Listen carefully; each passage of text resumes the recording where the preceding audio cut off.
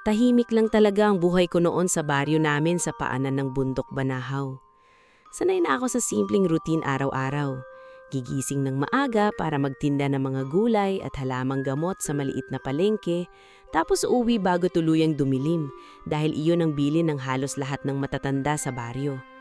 Kapag gabi raw kasi, mas gumagalaw ang mga nilalang na hindi nakikita ng ordinaryong tao. Bata pa lang ako, paulit-ulit ko nang naririnig ang mga kwento tungkol sa mga engkanto sa kagubatan. Madalas ko yung pagtawanan noon. Para sa akin, mga panakot lang yun ng matatanda para walang gala ng gala sa gubat kapag gabi.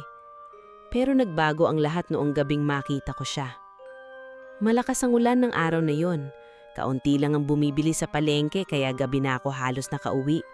Habang naglalakad ako sa maputik na daan pauli sa bahay namin, pakiramdam ko ay parang may nakatingin sa akin mula sa madilim na bahagi ng kagubatan. Hindi ko pinansin yon. Kahit parang nanlalamig ang batok ko habang humahampas ang malamig na hangin sa balat ko. Madalas namang ganun sa baryo namin. Tahimik, madilim, at minsan parang may buhay ang mismong gubat. Nang makarating ako sa lumang tulay na kahoy malapit sa ilog, doon ko narinig ang mahinang ungol ng isang lalaki. Bigla akong napahinto. Akala ko nung unay hayop lang. Pero nang marinig ko ulit ang mahina niyang paghingi ng tulong, dahan-dahan akong lumapit sa gilid ng daan. Halos mapaatras ako sa gulat nang makita ko siya. May isang lalaking nakahandusay sa putikan. Halos walang saplot sa itaas ng katawan at puro dugo ang kanyang dibdib at balikat. Kita ko ang malalalim na sugat sa katawan niya na parang kinalmot ng mabangis na hayop. Basang-basa rin siya sa ulan habang hirap na hirap huminga. Sa unang tingin pa lang, alam kong hindi siya taga-baryo namin. Napakagwapo niya, pero hindi iyon ang una kong napansin. Ang mas tumatak sa isip ko ay ang kakaibang aura niya. Kahit duguan at halos mawalan na ng malay, may kakaiba sa presensya niya na hindi ko maipaliwanag. Parang nakakatakot na nakakaawa. "Tulungan mo ko." Halos pabulong niya iyong sinabi habang nakapikit. Napalingon ako sa paligid. Walang ibang tao roon. Tanging tunog lang ng kulog at hampas ng ulan sa mga puno ang naririnig ko. Naalala ko tuloy ang usap-usapan sa baryo nitong mga nakaraang linggo. May pinaghahanap daw na lalaki sa kagubatan. Ayon sa sabi-sabi, isa raw iyong mamamatay tao. May ilang mga ngahoy kasi na natagpo ang patay malapit sa bundok.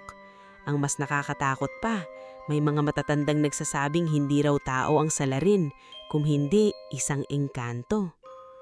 Nanginginig ang mga kamay ko habang nakatitig sa kanya. Dapat siguro iniwan ko na lang siya roon. Dapat siguro tumakbo na ako pa uwi. Pero hindi ko nagawa. Hindi ko kayang pabayaan ang isang taong naghihingalo sa gitna ng ulan. Kaya kahit takot ako, inalalayan ko siyang patayo. Halos mapabagsak ako dahil mabigat siya at mahina na rin ang katawan ko sa maghapong pagtitinda. Pero nagtaka ako dahil kahit malaki ang katawan niya, parang hindi ganun kabigat buhatin. Napansin ko ring sobrang lamig ng balat niya. Mas malamig pa sa ulan na bumabasa sa amin. Hindi siya gaanong nagsasalita habang tinutulungan ko siyang maglakad. Paminsan-minsan lang siyang mapapadaing habang humihigpit ang hawak niya sa balikat ko. Habang papanapit kami sa bahay namin, pakiramdam ko'y parang may matang sumusunod sa amin mula sa dilim ng kagubatan. Ilang beses akong nagpalingon pero wala naman akong nakikita. Pagdating sa bahay, agad kong isinara ang lahat ng bintana. Maliit lang ang bahay ko. Lumang kahoy na minana ko pa sa mga magulang ko bago sila mamatay. Kami lang dalawa noon ang lola ko ang nakatira roon. Pero pumanaw din siya 2 taon na ang nakalipas kaya mag-isa na lang ako ngayon. Pinahiga ko siya sa lumang kama malapit sa bintana. Habang nililinis ko ang mga sugat niya, mas lalo akong kinilabutan. Ang mga sugat na nakita kong malalalim kanina ay tila unti-unti nang nagsasara. Hindi normal iyon. Kahit anong gamot o halamang alam ko, imposibleng ganun kabilis humilom ang sugat ng tao. Napaatras ako ng bahagya habang nakatitig sa kanya. Unti-unting nawawala ang mga sugat. Napansin siguro niya ang takot sa mukha ko dahil bahagya siyang dumilat. Maitim ang mga mata niya pero parang may kakaibang kislap kapag tinatamaan ng ilaw ng lampara. "Huwag kang matakot." Mahina niyang sinabi habang nakapikit. Biglang may malakas na katok akong narinig mula sa labas ng bahay. Halos mapatalon ako sa gulat. Sunod-sunod yun kumatok habang may narinig akong boses ng lalaki. "Yvonne, nandyan ka ba?" Mga taga-baryo. "May nakita ka bang sugatang lalaki? May hinahanap kami," sigaw ng isa. Nangigas ako habang unti-unting yumingon sa lalaking nakahiga sa kama ko. At doon ko napansin ang isang bagay na halos nagpatigil ng paghinga ko. Sa ilalim ng mahabang buhok niya, may bahagyang nakausling na tila matulis na dulo sa gilid ng tenga niya. Nanigas ang buong katawan ko habang nakatitig sa kakaibang hugis ng tainga ng lalaking nakahiga sa kama ko. Hindi yun normal.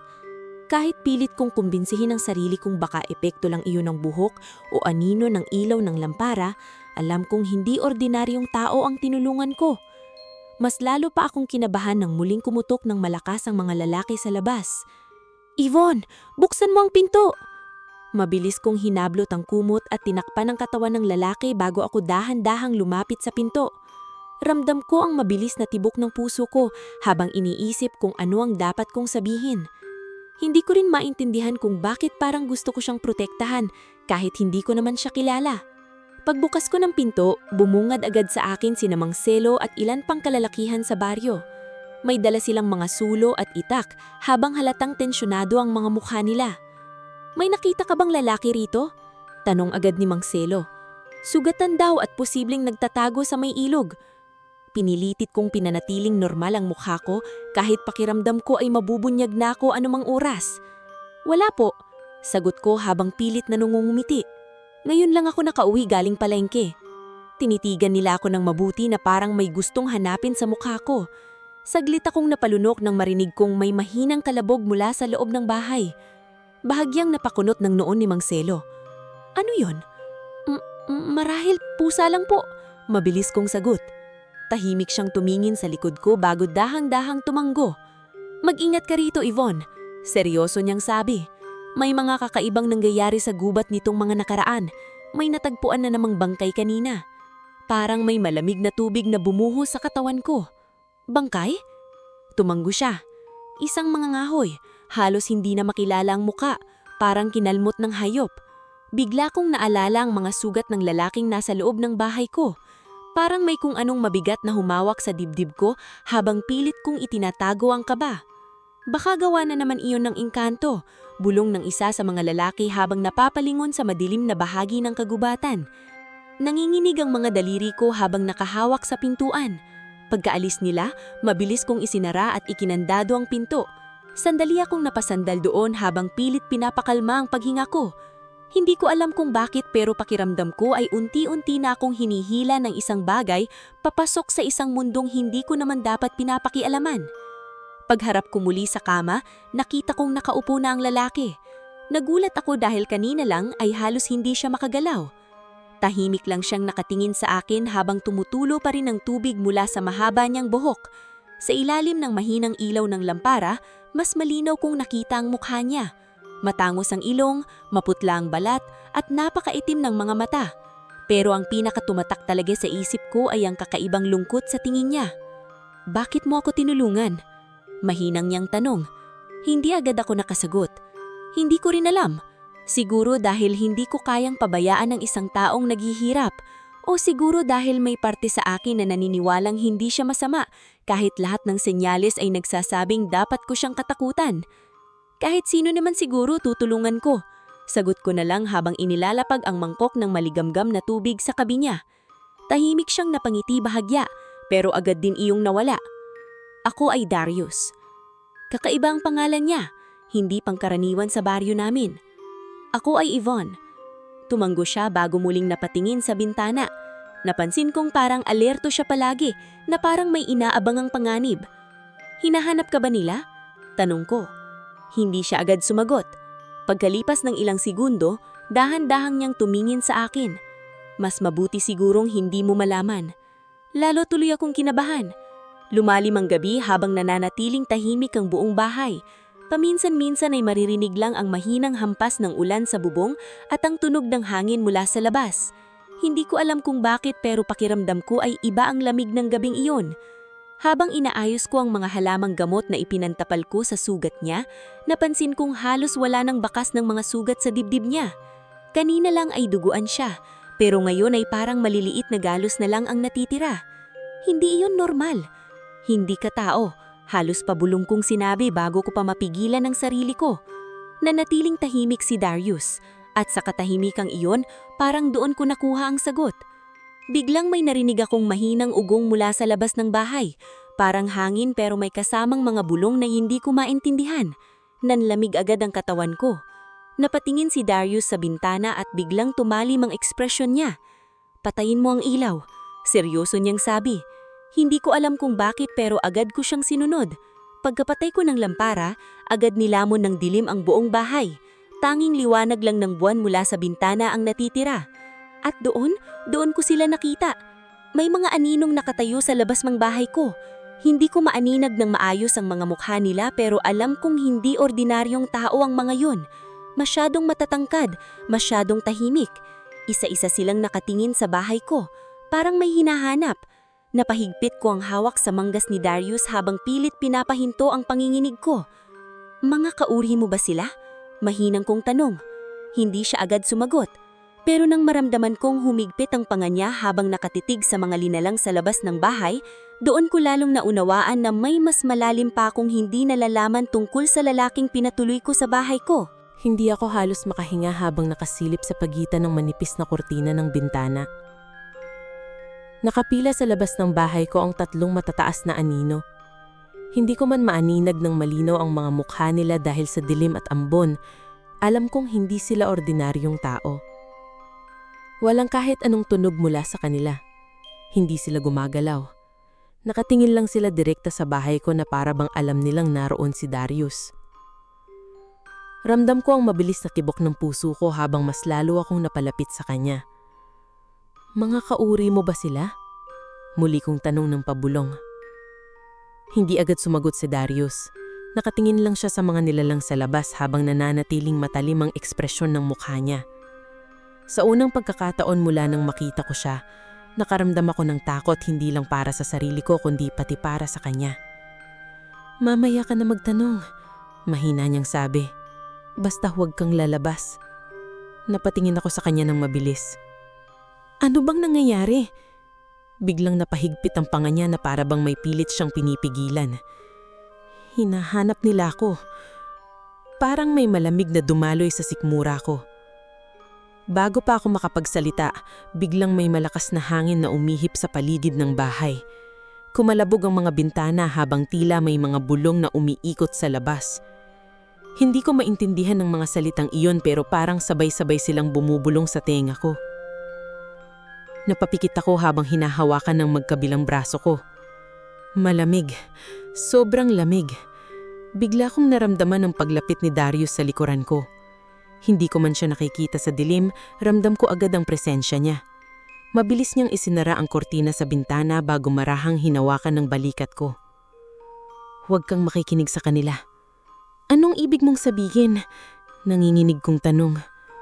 Pero bago pa siya makasagot, biglang tumigil ang malakas na hangin. Tumahimik ang paligid. Dahan-dahan akong lumingon muli sa bintana. Wala na sila. Napahinga ako ng malalim pero hindi nawala ang kaba sa dibdib ko. Pakiramdam ko ay may naiwan pa ring mabigat na presensya sa paligid ng bahay kahit wala na ang mga anino. Tahimik kaming dalawa ng ilang minuto.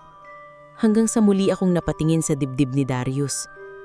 Tuluyan nang naghilom ang mga sugat niya. Kanina lang ay halos naghihingalo siya pero ngayon ay parang wala nang nangyari. Tanging bakas na lang ng tuyong dugo ang natira sa balat niya. "Hindi normal yun," mahina kong sabi. Tila napabuntong hininga siya bago umupo sa gilid ng kama. "Masyado ka nang maraming nakikita." Hindi ko alam kung maiinis ba ako o matatakot sa paraan niyang pagsagot niya.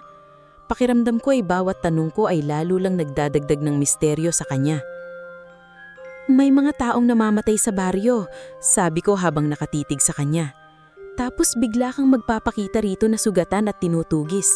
Paano ako maniniwalang wala kang kinalaman doon?" Tahimik lang siya. Iyon ang mas nakakainis. "Magsalita ka naman," Halos pabulong kong sabi. Hindi ko alam kung dapat ba kitang tulungan o matakot sa'yo. Dahan-dahan siyang napatingin sa akin. Sa ilalim ng liwanag ng buwan, mas lalo kong nakita ang kakaibang mga mata niya.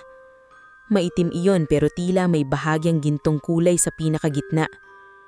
Kung gusto kitang saktan, ginawa ko na sana kanina pa. Hindi ko alam kung bakit pero mas lalo akong natahimik doon. May punto siya. Simula nang dalhin ko siya rito, wala siyang ginawa para saktan ako kahit kitang-kita kong mas malakas siya sa ordinaryong tao.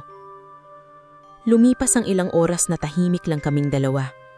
Hindi na rin ako nakatulog dahil pakiramdam ko ay anumang oras ay may masamang mangyayari. Bandang hating gabi napansin kong nakatayo si Darius malapit sa bintana habang nakatingin sa kagubatan. Parang may hinihintay siya. "Uy," mahina akong tawag. Hindi siya lumingon. "Matulog ka na. Ano bang tinitignan mo?" Saglit siyang natahimik bago dahan-dahang siyang sumagot. "May sumusulod sa akin." Muli akong kinabahan. "Sino?" "Hindi tao." Hindi ko na alam kung ano na ang mararamdaman ko. Pakiramdam ko ay unti-unti nang nababasag ang paniniwala kong kathang isip lang ang mga engkanto. Tumayo ako sa higaan ko at dahan-dahang lumapit sa kanya. Sa unang pagkakataon, napansin kong may kakaibang marka sa likuran ng balikat niya. Parang itim na simbolong hugis bilog na may mga linyang paikot. "Anong nangyari sa balikat mo?" Mabilis niyang hinala pababa ang tela na nakatakip roon. Wala iyon, pero nakita ko ang takot na mukha niya. At doon ko lalong naisip na may mas malaki pa siyang problema kaysa sa iniisip ko. Maya-maya bigla siyang napatingin sa akin na parang may naaalala siya. Kahit anong mangyari, seryoso niyang sabi. "Kapag may narinig kang tumatawag sa pangalan mo sa gubat, huwag kang sasagot." Napatingin ako sa kanya. "Bakit?" Hindi siya agad sumagot. Pero maya-maya, mahina niyang sinabi ang mga salitang nagpalamig lalo sa buong katawan ko. "Dahil hindi lahat ng boses doon ay tao." Bago pa ako makapagtanong muli, biglang may narinig akong mahinang boses mula sa labas ng bahay. "Yvonne." Nanlaki agad ang mga mata ko. Boses ng lola ko yun. Patay na ang lola ko 2 taon na ang nakalipas. Nanigas ang buong katawan ko nang marinig ko ang boses ng lola ko mula sa labas ng bahay. "Yvonne." Mahina iyon, malumanay. Eksaktong paraan ng pagtawag niya sa akin noong nabubuhay pa siya. Pakiramdam ko ay biglang bumigat ang dibdib ko habang unti-unting lumalapit ang tunog ng boses sa pintuan ng bahay. "Anak, pagbuksan mo ako." Hindi ako agad nakagalaw. Parang may bahagi ng isip ko na gustong tumayo at buksan ang pinto. Sobrang totoo ng boses, sobrang pamilyar. Halos gusto kong maniwalang imposibleng ang patay na ang lola ko. Pero bago pa ako makalapit sa pinto, mabilis akong hinawakan ni Darius sa pulsuan. "Huwag!" Mahigpit ang pagkakasabi niya noon. Napatingin ako sa kanya habang nanginginig ang mga kamay ko. Boses iyon ng lola ko. Hindi siya ang nasa labas. Namlamig lalo ang buong katawan ko. Muling tumawag ang boses. "Yvonne, giniginaw ako." Napapikit ako habang pilit nilalabanan ng pagnanasang lapitan ng pinto. Pakiramdam ko ay may kung anong humihila sa isip ko palabas ng bahay. Napansin iyon ni Darius kaya mas hinigpitan niya ang hawak niya sa akin. "Tumingin ka sa akin." Mahina pero seryoso niyang sabi. Dahan-dahan akong napatingin sa kanya. "Hindi iyon ang lola mo." "Paano mo nasisiguro?" Hindi agad siya sumabot. Tahimik lang siyang nakatingin sa pintuan habang tila nakikinig sa bawat galaw sa labas. May mga nilalang sa gubat na kayang gayahin ang boses ng mga patay. Mahinang sabi niya. Ginagamit nila iyon para palabasin ang tao. Parang biglang nawala ng lakas ang mga tuhod ko. Muli kong narinig ang boses ng lola ko pero sa pagkakataong iyon, may kakaiba na akong napansin. Parang masyadong mabagal ang paraan ng pagsasalita nito. Halos parang hindi natural. "Yvonne." Kasunod noon ay may marahang pagkatok sa dingding ng bahay. Tok, tok, tok. Napahawak ako sa braso ni Darius habang pakiramdam ko ay unti-unting sumisikip ang hangin sa paligid namin. Bakit nila ginagawa ito? Nanginginig kong tanong. Tinitingnan nila kung mahina ang isip mo. Biglang tumalim ang tingin niya sa bintana. Kapag sumagot ka o lumabas ka, hindi ka na makakabalik. Hindi ko alam kung ano ang mas nakakatakot, ang boses sa labas o ang paraan ng pagsasalita ni Darius na parang alam na alam niya ang tungkol sa mga nilalang na iyon. Lumipas ang halos 1 oras bago tuluyang tumahimik ang paligid. Unti-unti ring nawala ang malamig na hangin na umiikot sa bahay. Pero kahit tahimik na ulit, hindi nawala ang kaba sa dibdib ko. Hindi na ako nakatulog ng gabing iyon. Pagdating ng umaga, agad kong napansin na wala na si Darius sa loob ng bahay. Bigla akong kinabahan. Mabilis akong lumabas habang hinahanap siyang tingin sa paligid. Basa pa ng hamog ang damuhan habang manipis ang hamog sa paligid ng kagubatan. At doon ko siya nakita. Nakatayo siya malapit sa puno ng mangga sa likod ng bahay habang nakatingin sa bundok. Naharan ako ng maluwag kahit hindi ko maintindihan kung bakit ako nag-aalala para sa kanya. Lumapit ako sa kanya habang dala ang isang baso ng mainit na salabat. Akala ko umalis ka na. Bahagya siyang lumingon sa akin bago tinanggap ang baso. Hindi pa pwede. Tahimik kaming nakatingin sa kagubatan habang unti-unting sumisikat ang araw. Sa liwanag ng umaga, mas normal siyang tingnan. Kung hindi ko nakita ang mabilis niyang paggaling at ang mga nilalang kagabi, baka iisipin kong ordinaryong lalaki lang siya. Pero hindi. Ramdam ko iyon. May kakaiba sa kanya. Anong meron sa gubat? Hindi siya agad sumagot. Maraming bagay na hindi alam ng mga tao rito. Natahimik ako. Kasama ka ba talaga sa mga pumuputay? Direkta ko iyong tinanong. Napansin kong bahagya siyang tumigas. Ano bang sinabi nila sa baryo? Na may engkantong pumuputay raw sa mga pumapasok sa ipinagbabawal na bahagi ng gubat. Dahan-dahan siyang napabuntong hinga. Hindi lahat ng naririnig mo ay totoo. Bago pa ako makapagtanong muli, may bigla kaming narinig na sigawan sa malapit sa baryo. Mabilis akong napalingon. May mga taong nagkakagulo sa gitna ng daan. Kinabahan agad ako, kaya dali-dali akong tumakbo papunta roon. Sumunod naman si Darius pero nanatili lang siyang malayo habang nagtatago sa likod ng mga puno. Pagdating ko sa gitna ng baryo, agad kong nakita ang mga tao sa paligid ng isang nakahigang katawan. Nanlaki ang mga mata ko. Isa na namang lalaki ang patay. Halos napaatras ako sa nakita ko. Puno ng malalalim na sugat ang katawan niya habang namumutla ang balat niya. May mga bakas din ng maitim na parang paso sa leeg niya. Diyos ko, mahinang bulbul. Engkanto na naman ang may gawa niyan, galit na sabi ng isang matanda. Palala ng palala ito, dagdag pa ng isa. Habang nag-uusap ang mga tao, napansin ko na may isang taong tahimik lang na nakatingin sa bangkay mula sa likuran. Ang matandang albularyo sa baryo, si Aling Severina. Matagal ko na siyang kilala simula pagkabata, pero noon ko lang napansin ang kakaibang tingin niya habang nakatingin sa bangkay. Hindi iyon takot, parang natutuwa. Bigla siyang napalingon sa direksyon ko.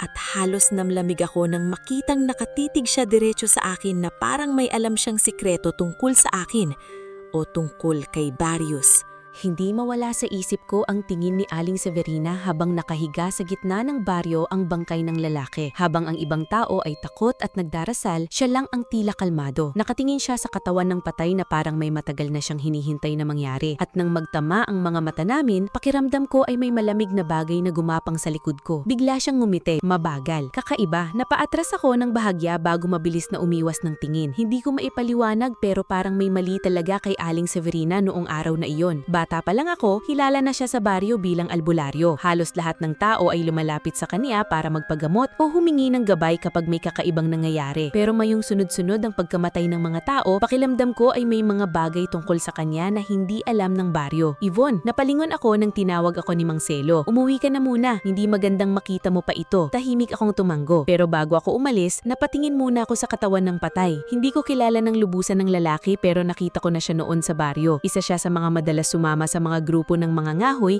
na pumapasok sa mas malalim na bahagi ng kagubatan kahit ipinagbabawal. At katulad ng naunang mga bangkay, pareho rin ang mga sugat niya. Parang kinalmot. Pagka-uwi ko sa bahay, agad kong hinanap si Darius sa likuran. Pero wala na siya roon. Mas lalo akong kinabahan habang paikot-ikot ang tingin ko sa paligid. Darius, mahinang tawag ko. Walang sumagot. Biglang may humawak sa braso ko mula sa likuran kaya napasingap ako sa gulat. Mabilis akong napalingon at nakita ko siyang nakatayo lang pala sa ilalim ng puno ng mangga. Tahimik, malamig ang tingin. Bakit ka lumalapit doon? Tanong niya. May namakay na naman. Napansin kong bahagyang tumigas ang ekspresyon niya. Sino? Isa sa mga ngahoy. Bigla siyang natahimik habang nakatingin sa kagubatan. At doon ko napansin parang may galit sa mga mata niya. Kilalang-kilala mo ba ang mga namamatay? Direktang tanong. Hindi siya agad sumagot pero maya-maya marahan siyang napabuntong hininga. Hindi sila inosente. Napakunot agad ang noo ko. Anong ibig mong sabihin? Dahan-dahan siyang lumingon sa akin. Sa liwanag ng umaga, mas lalo kong napansin ang pagod sa mata niya. Parang matagal na siyang may pasan na mabigat na bagay. May mga taong pumapasok sa kagubatan, hindi para mangahoy. Mahinang niyang sabi. May hinahanap sila. Ano? Saglit siyang natahimik bago muling sumalita. Kaya man, napakirabpak ako. Noong bata pa lang ako, may mga naririnig na akong kwento tungkol sa nakatagong yaman sa bundok. Sabi ng mga matatanda, may mga sinaunang ginturaw na binabantayan ng mga engkanto. Pero para sa akin, kathang isip lang iyon noon hanggang ngayon. Anong koneksyon noon sa mga namamatay? Tahimik siyang tumingin sa malayo. Maraming taon na ang nakalipas, mababang niyang sabi. May grupo ng mga lalaki na nagtangkang nakawin ang isang bagay mula sa aming lugar. Napatitig ako sa kanya. Lugar ninyo? Hindi niya pinansin ang tanong ko. Kasama sa grupong iyon ang ilan sa mga namatay. Unti-unting bumigat ang pakiramdam ko habang nakikinig sa kanya. Anong ninakaw nila? Biglang nagdilim ang ekspresyon niya. Hindi bagay. Napansin kong bahagyang nanginginig ang mga kamay niya. Kung hindi bagay, ano? Dahan-dahan siyang napapikit. Ang kapatid ko, parang may malamig na humawak sa dibdib ko. Hindi agad ako nakapagsalita at simula noon, isa-isa nang may namamatay. Napaatras ako ng bahagya. Pero sabi mo, hindi ikaw ang pumapatay. Mabilis siyang ipatingin sa akin. Hindi ako. Totoo ba yon? Hindi siya agad sumagot at ang katahimikan na yon ang mas lalong nagpalito sa akin. Bago pa ako makapagsalita muli, may narinig kaming mahinang yabag mula sa likuran ng bahay. Pareho kaming napalingon at doon namin nakita si Aling Severina. Nakatayo siya malapit sa bakod habang nakatitig kay Darius. Ngumiti siyang ng mabagal. Matagal kitang hinahanap, sabi niya. Nanlamig agad ang buong katawan ko. Napansin kong biglang tumalim ang tingin ni Darius habang unti-unting humihigpit ang mga kamay niya. At ikaw naman, mahinang sabi ng matanda habang nakatingin sa akin. Hindi mo pa rin bang alam kung anong pinatuloy mo sa bahay mo? Hindi agad ako nakasagot. Pero bago pa ako makapagsalita, biglang humangin ng malakas sa paligid. At sa unang pagkakataon, nakita kong bahagyang nagbago ang mga mata ni Darius. Unti-unti iyong kumikinang ng gintong kulay habang nakatitig kay Aling Severina. Parang handa siyang umatake anumang oras. Pakiramdam ko ay biglang bumigat ang hangin sa paligid habang magkatitig sina Darius at Aling Severina. Hindi ko maipaliwanag pero parang may dalawang magkasanyungat na puwersang nagbabanggaan sa harap ko. Humahangin ng malakas kahit tirik ang araw at nagsisimulang gumalaw ang mga dahon sa paligid na para bang may bagyong paparating. Unti-unting kumikislap ang mga mata ni Darius ng gintong kulay habang nananatiling kalmado naman si Aling Severina. Nakangiti pa rin siya pero hindi iyon mukhang mabait na ngiti. Parang may alam siyang bagay na hindi ko alam. Umalis ka rito, malamig na sabi ni Darius. Bahagyang natawa ang matanda. Matagal ka nang tumatakas, sagot niya. Hanggang kailan mo balak itago ang katotohanan? Napatingin ako kay Darius. Anong ibig niyang sabihin? Hindi agad siya sumagot. Pero kapansin-pansin ang paninigas ng panga niya habang hindi inaalis ang tingin kay Aling Severina. Ayaw niyang malaman mo kung sino talaga siya, dagdag pa ng matanda habang dahan-dahang lumalapit sa amin. Ano ba talaga siya? Tanong ko habang pilit kinakalma ang sarili. Tahimik lang si Darius. At ang katahimikang iyon ang mas lalong nagpabilis ng tibok ng puso ko. Huminto si Aling Severina ilang hakbang ang layo sa amin bago marahang tumingin sa akin. Hindi ordinaryong engkanto ang pinatuloy mo sa bahay mo, Iha, sabi niya. Isa siya sa mga bantay ng kagubatan. Napakunot agad ang noo ko. Bantay? Mga nilalang na pumapatay kapag may lumalabag sa kanilang teritoryo. Bigla akong napatingin kay Darius. Hindi totoo iyan. Mabilis niyang sabi, pero ramdam ko ang tensyon sa boses niya. Hindi ba? Malamig na sagot ng matanda. Ilang tao na ba ang napatay ng lahi ninyo? Biglang lumamig lalo ang paligid. Parang may kung anong mabigat na bumagsak sa dibdib ko habang pilit kong inuunawa ang mga naririnig ko. Gusto kong paniwalaan si Darius pero habang tumatagal, mas marami akong nalalamang bagay na nagpapakita kung gaano siya kaiba sa tao. Ano bang gusto mo? Tanong ni Darius kay Aling Severina. Bahagyang ngumiti ang matanda. Ang totoo, gusto kong matapos na ito. Napansin kong bahagyang nag-iba ang ekspresyon ni Darius, parang may naalala siyang hindi maganda. Hindi ikaw ang dapat magsalita tungkol dyan, malamig niyang sabi.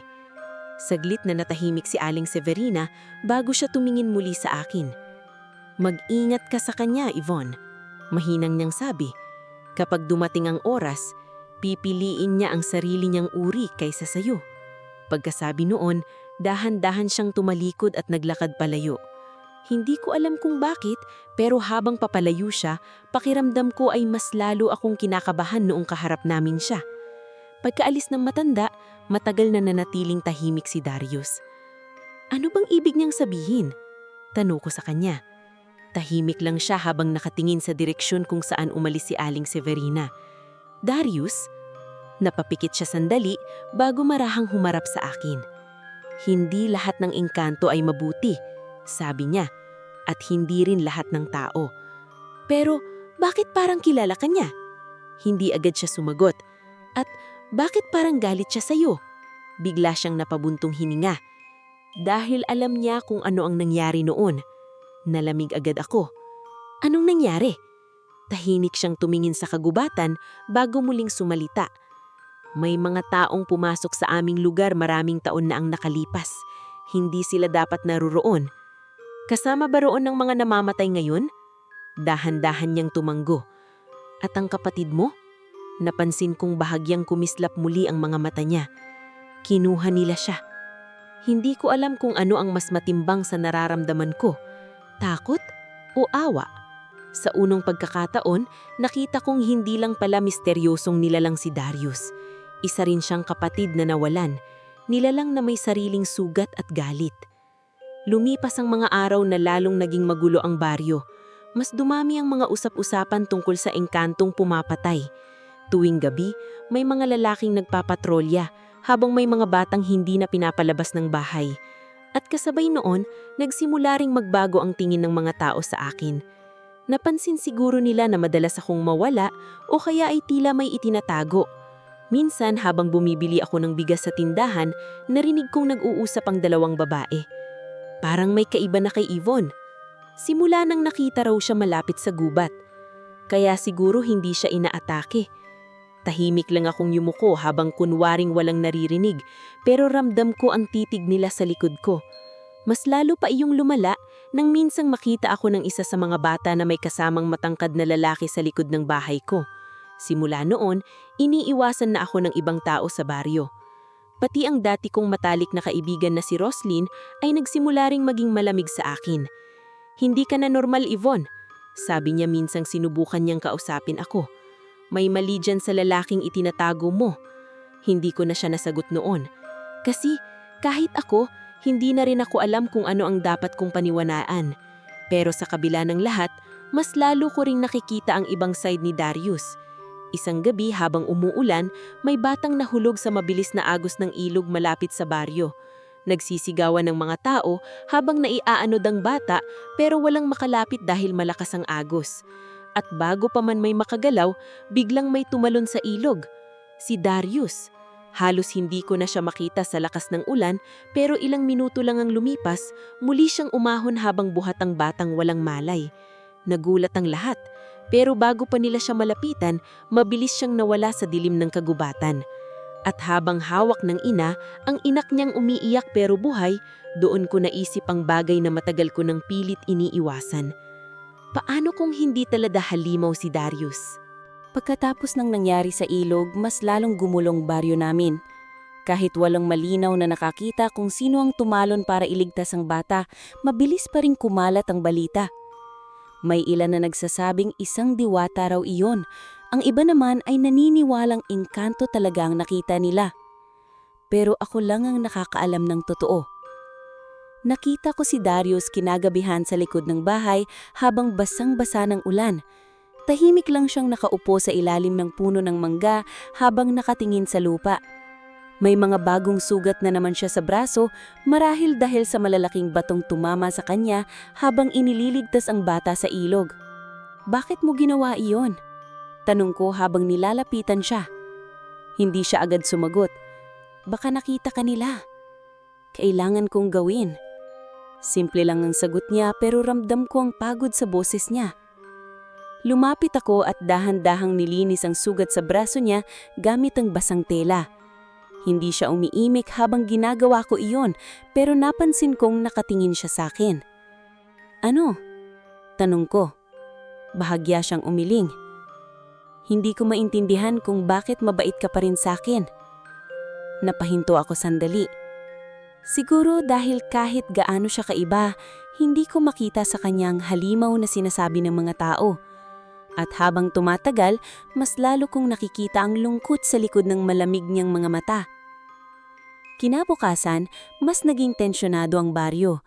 May mga lalaking armado nang nagpapatrolya gabi-gabi. Ang iba ay may dalang mga anting-anting mula kay Aling Severina habang paulit-ulit nilang sinasabing malapit na raw nilang mahuli ang nilalang sa gubat. Pero may isang bagay na mas lalong nagpalala sa pakiramdam ko. Parang mas dumadalas ang pagmamasad sa bahay ko. Tuwing gabi, may nararamdaman akong mga mata na nakatingin mula sa madilim na bahagi ng kagubatan. Paminsan-minsan ay may naririnig pa akong mahihinang bulong sa labas ng bintana. At tuwing mangyayari iyon, napapansin kong nagiging alerto agad si Darius. Parang may hinihintay siyang panganib. Isang gabi, habang naghahapunan kami, bigla siyang natigil sa pagkain at napatingin sa pinto. "Ano yun?" Tahimik lang siya. Maya-maya, tumayo siya at mabilis na lumapit sa bintana. "Patayin mo ang ilaw." Bigla akong kinabahan. "Bakit?" "Ngayon na." Agad kong pinatay ang lampara habang bumibigat ang pakiramdam ko. Lumamon ulit ng dilim ang buong bahay habang tanging ilaw ng buwan lang ang pumapasok sa siwang ng bintana. At pagkatapos noon, narinig ko sila. Mga yabag, marami, palapit sa bahay. Unti-unting lumakas ang tibok ng puso ko habang nakikinig sa tunog ng mga taong naglalakad sa paligid ng bahay namin. "Mga taga-baryo?" Mahina akong tanong. Dahan-dahang umiling si Darius. Hindi ko alam kung bakit pero mas lalo akong natakot doon. Biglang may narinig akong mahinang kaluskos sa bubong. Kasunod noon ay isang mababang ungol na hindi tunog tao. Napahigpit agad ang hawak ko sa manggas ni Darius. "Ano yun?" Hindi siya sumagot. Pero nakita kong unti-unti muling kumikislap ang mga mata niya ng gintong kulay. At sa unang pagkakataon, nakita ko ring tila may manipis na usok na umiikot sa paligid ng katawan niya. Biglang may malakas na kalabog sa pintuan. Napasinghap ako sa gulat. "Yvonne, buksan mo!" Boses iyon ni Roselyn. Halos mapatakbo ako papunta sa pinto, pero mabilis akong pinigilan ni Darius. "Huwag! Si Roselyn iyon!" "Hindi ka sigurado." Bigla akong natigilan. Kasunod noon ay muli kong narinig ang boses ng kaibigan ko.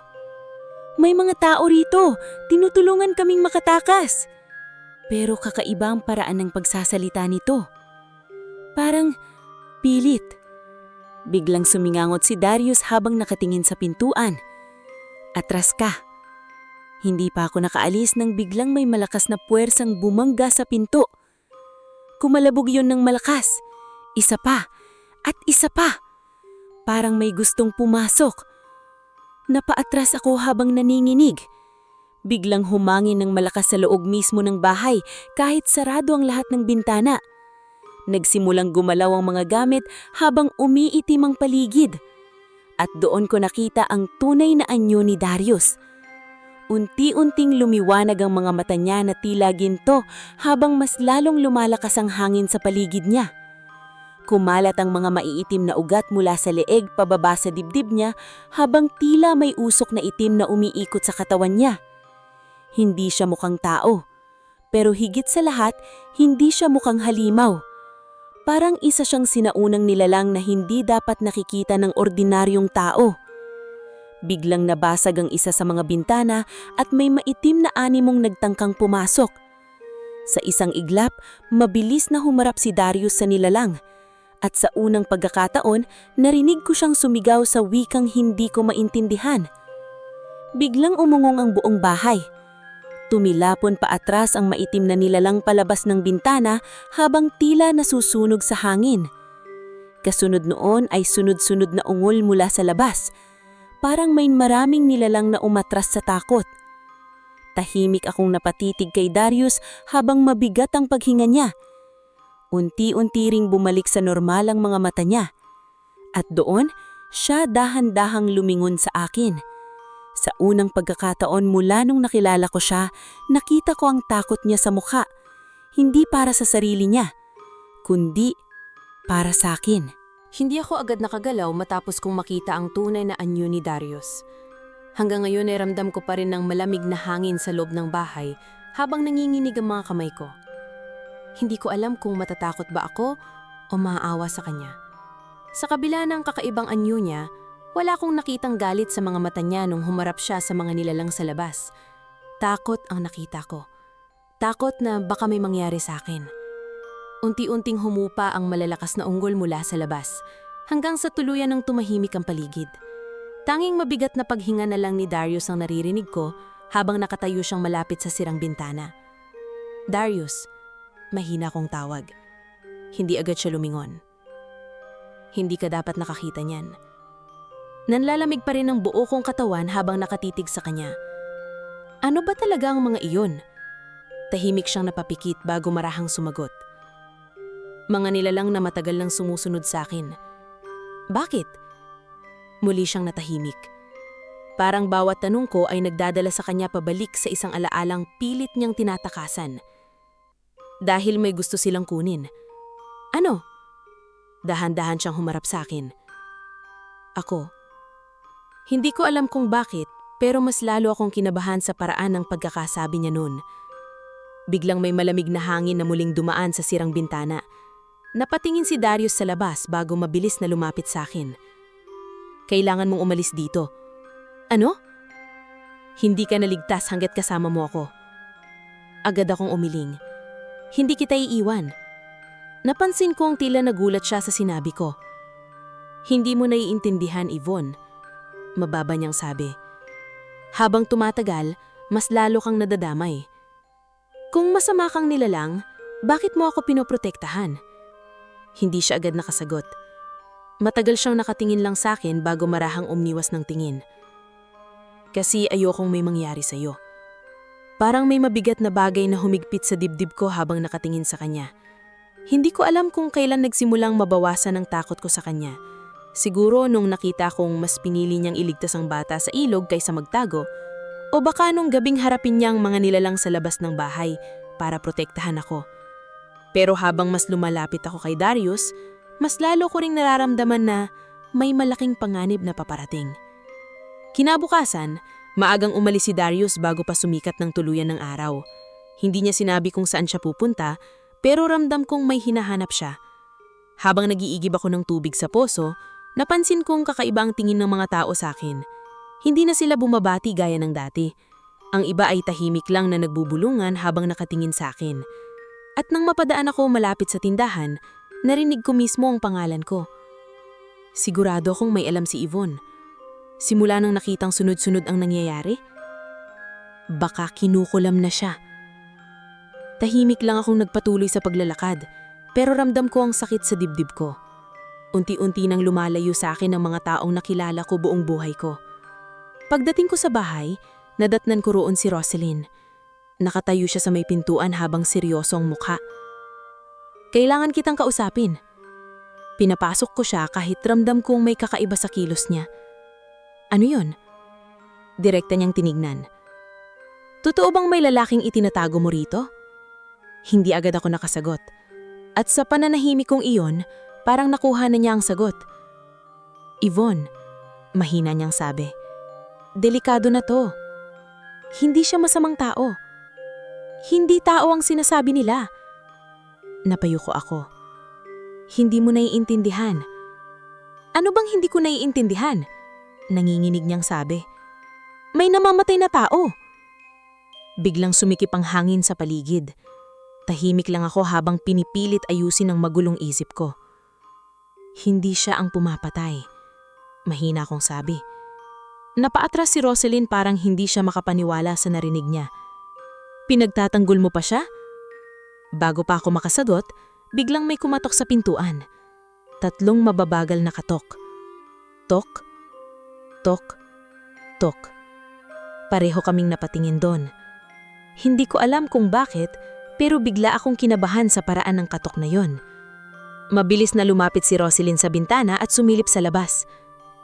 At bakit narito si Aling Severina? Nanlamig agad ako. Pagbukas ko ng pinto, agad kong nakita ang matanda. Nakasuot siya ng maitim na damit habang may hawak na maliit na bayong na puno ng kung ano-anong halaman ng hindi ko makilala. Tahimik lang siyang nakatingin sa akin.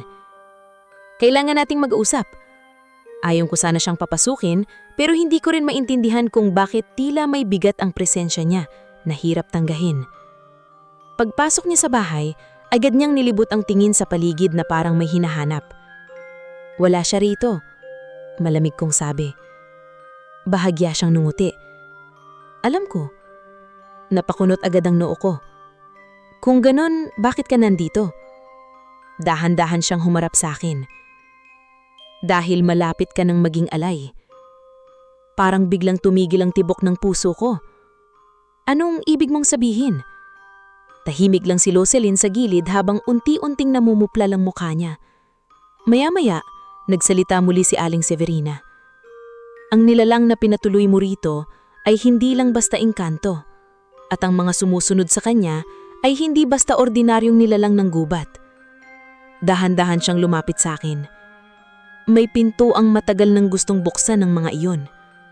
Napaatras ako ng bahagya. At ikaw ang susi. Parang nawala ang lahat ng tunog sa paligid matapos sabihin ni Aling Severina na ako ang susi. Hindi ako agad nakapagsalita habang nakatitig lang sa kanya. Ramdam ko ang panlalamig ng buo kong katawan habang unti-unting bumibigat ang hangin sa loob ng bahay. Anong pintuan? Hirap kong tanong. Tahimik na napangiti ang matanda bago siya tumingin sa labas ng bintana, kung saan tanaw ang madilim na bahagi ng kagubatan. May daan sa pagitan ng mundo ng tao at mundo ng mga engkanto, mababa niyang sabi. At matagal nang gustong buksan iyon ng mga nilalang sumusunod kay Darius.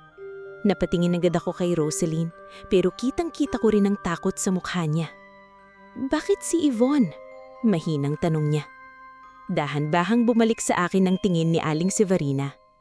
Dahil hindi aksidente na siyang nakakita kay Darius. Bigla akong napaatras. Hindi ko maintindihan. May dugo kang hindi mo alam. Parang lalo lang gumulo ang isip ko habang pilit inuunawa ang mga sinasabi niya. Ano bang koneksyon ko sa lahat ng ito? Saglit na natahimik si Aling Severina bago siya muling nagsalita. Nung bata ka pa, may isang gabing muntik ka nang mawala sa kagubatan. Bigla akong natigilan. May naialala akong malabong alaala mula pagkabata. Isang gabing nawala raw ako habang naglalaro malapit sa gubat. Natagpuan ako ng lola ko kinabukasan na walang maalala kung paano ako napunta roon. Hindi ko alam kung bakit pero biglang bumilis ang tibok ng puso ko. Ang gabi ngayon, patuloy ng matanda. Ang gabing unang nagbukas ang daan. Parang may kung anong bumara sa lalamunan ko. Hindi ako makapaniwala sa mga naririnig ko. Pero kasabay noon, may bahagi ng isip kong parang nagsasabing may katotohanan ng lahat. At si Darius? Tanang ko. Tahimik na napabuntong hininga si Aling Severina bago siya muling nagsalita. Isa siya sa mga bantay ng pintuan. Nanlamig agad ako. Hindi niya dapat hinayaang mabuhay ka matapos kang matagpuan noon. Hindi totoo yun. Pero ginawa niya. Diretsong sagot ng matanda. At simula noon, nagsimula na rin ang kapahamatan. Biglang bumukas ng malakas ang pinto ng bahay. Napasingap kami ni Roselyn habang bumilis na pumasok si Darius. Basa siya ng ulan kahit hindi naman umuulan ng malakas kanina. Mabigat din ang paghinga niya habang agad na nakatingin kay Aling Severina. Lumayo ka sa kanya. Malamig ang boses niya. Pero imbes na matakot, bahagya lang nang ngumiti ang matanda.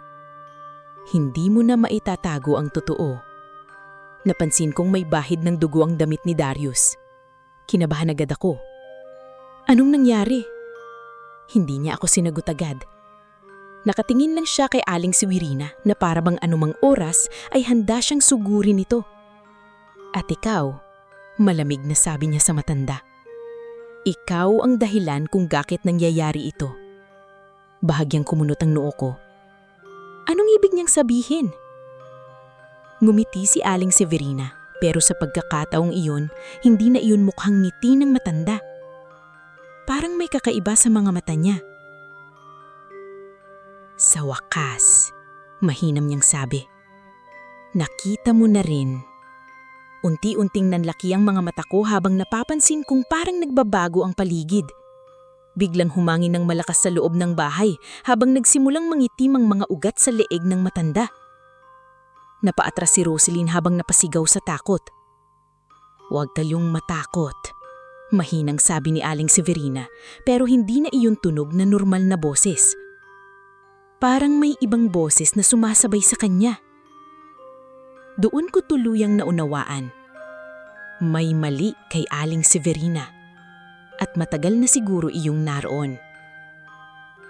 Siyang pumapatay, malamig na sabi ni Darius habang nakatitig sa kanya. Parang biglang nawala ng hangin ang paligid. Ano?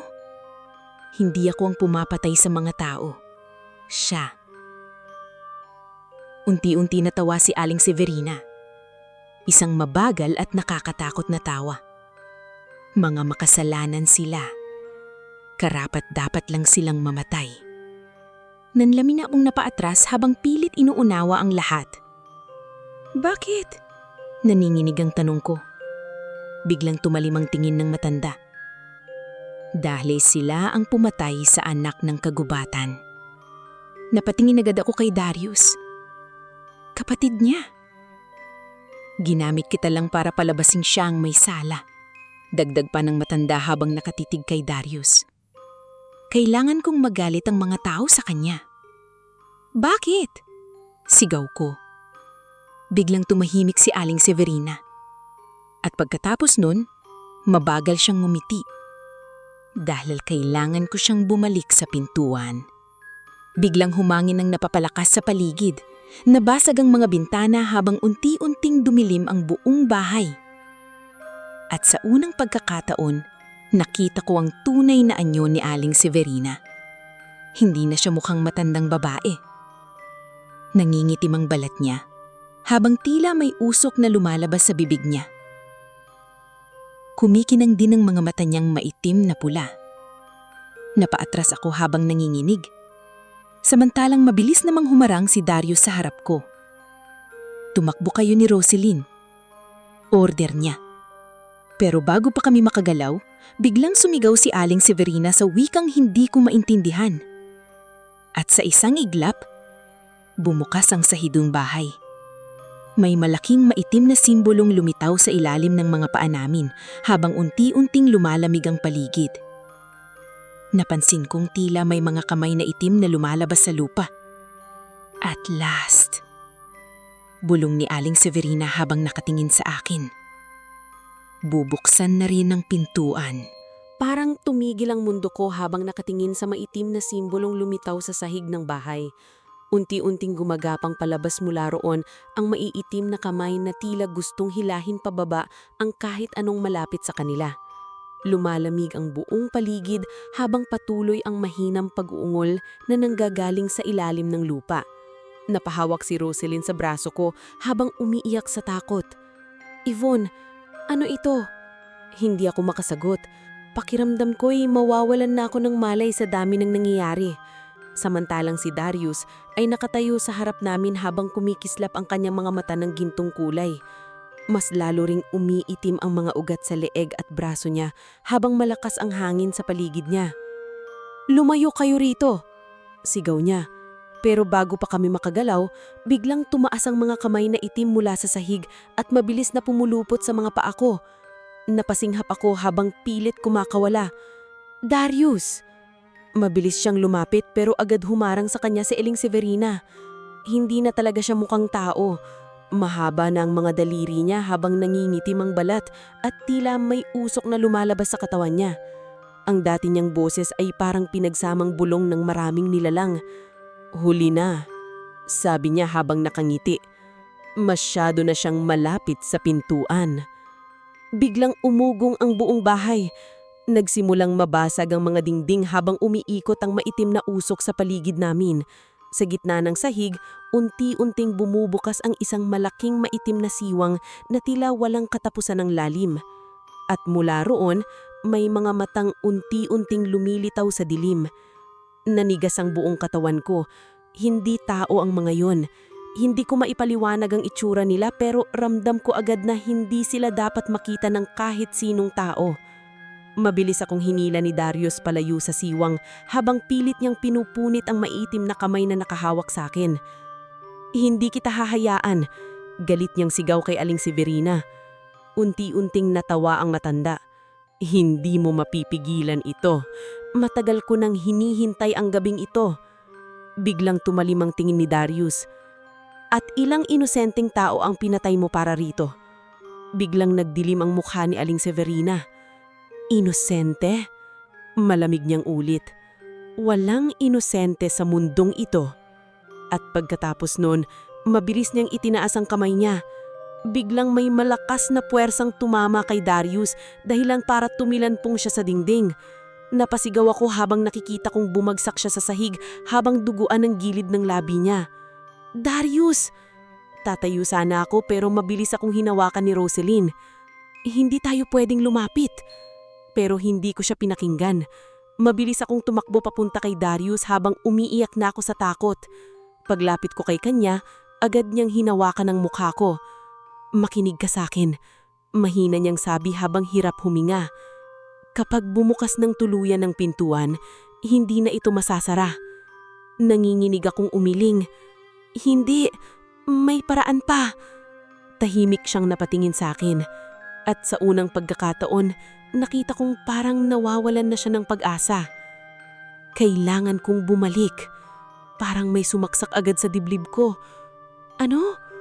Kapag isinara ko ang pintuan mula sa kabilang side, baka tumigil ito. Hindi! Mabilis kong sabi habang umiiyak sa takot. Bahigyang siyang nangiti. Malungkot. Pagod. At yun ang dahilan kung bakit hindi kita dapat nakilala. Biglang lumakas lalo ang ugong mula sa siwang. Mas dumami ang mga matang lumilitaw sa dilim habang tila may malalaking anib na pilit umaakyat palabas. Napansin kong natatakot na rin si Roselyn habang nakasiksik sa sulok ng bahay.